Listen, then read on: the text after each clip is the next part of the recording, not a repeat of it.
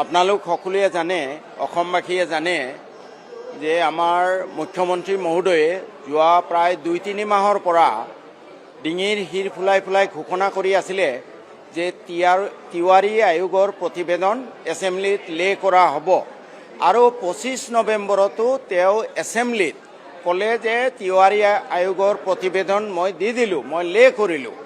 কিন্তু সেইদিনাখন যিটো লিষ্ট অফ বিজনেছ তাত তিৱাৰী আয়োগৰ প্ৰতিবেদন লে কৰা বুলি কোনো ৰেকৰ্ড নাই।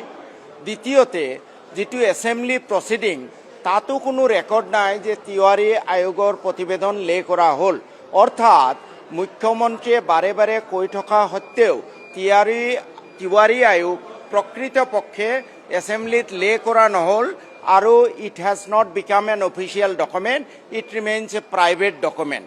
গতিকে মুখ্যমন্ত্ৰী মহোদয়ে এইদৰে গোটেই ৩.৫ কোটি মানুহ ১২৬ জন বিধায়কক ডাঙৰ টুপি এটা পিন্ধালে বুলি মই ভাবোঁ।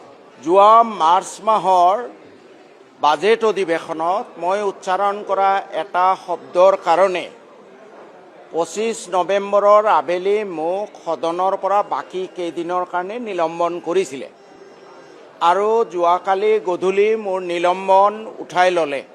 তাৰ কাৰণে মই পবিত্ৰ সদন তথা অধ্যক্ষ মহোদয়ক আন্তৰিক ধন্যবাদ জনাইছোঁ। লগতে মই আৰু এটা কথা ক'ব খোজোঁ যে justice is a two way traffic.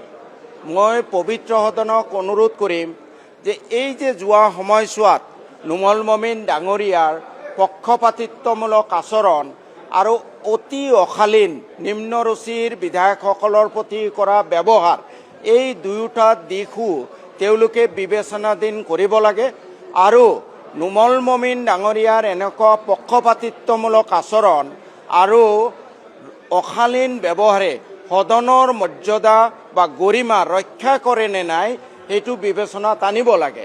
মই লগতে দুটা উদাহৰণ দিব খুজিছোঁ যে বাজেট অধিৱেশনত ৰূপজ্যোতি কুৰ্মী ডাঙৰীয়া নিজৰ আসনৰ পৰা খেদি আহিলে মোক মাৰিবলৈ, মাৰ্শ্বাল নহ'লে সেইদিনা মোক শাৰীৰিকভাৱে অপদস্থ কৰিলেহেঁতেন। অখিল গগৈ ডাঙৰীয়া আৰু দেৱব্ৰত শইকীয়া ডাঙৰীয়াক ক'লে যে মই তোৰ মাইক ভাঙি দিম। তাৰ পিছতো এই নুমল মমিন ডাঙৰীয়াই এটা টু শব্দ উচ্চাৰণ নকৰিলে, ৰূপজ্যোতি কুৰ্মীক এটা ৱাৰ্ণিং পৰ্যন্ত নিদিলে। দ্বিতীয়তে মোৰ সমষ্টিৰ এজন শিক্ষক ৰেপ কেছত নিজৰ ছাত্ৰীক যৌন আতিশয্য চলোৱাৰ পিছত এমাহ জেলত থাকিলে। তাৰ পিছতো তেওঁ বাহাল তবিয়তে প্ৰায় এবছৰ চাকৰি কৰি থাকিলে, তেওঁক ছাছপেণ্ড পৰ্যন্ত কৰা নহ'ল। এই কথাটো উত্থাপন কৰোঁতে নুমল মমিন ডাঙৰীয়াই মোক ছাছপেণ্ড কৰিলে, তেওঁ কোনো ধৰণৰ ৰুলিং নিদিলে আৰু মোক মাৰ্শ্বাল লগাই উলিয়াই দিলে।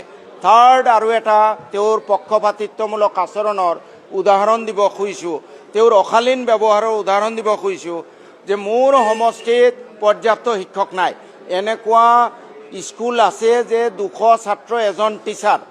এই কথাবোৰ ক'ব যাওঁতে উপাধ্যক্ষৰ আসনৰ পৰা তেখেতে কয় যে আপুনি গৈ পঢ়াই থাকক। গতিকে এই কথাবোৰে সদনৰ মৰ্যাদা লাঘৱ কৰেনে মৰ্যাদা অক্ষুণ্ণ ৰাখে, এই বিষয়টো পবিত্ৰ সদনে বিবেচনাধীন কৰিব বুলি মই অনুৰোধ জনালোঁ।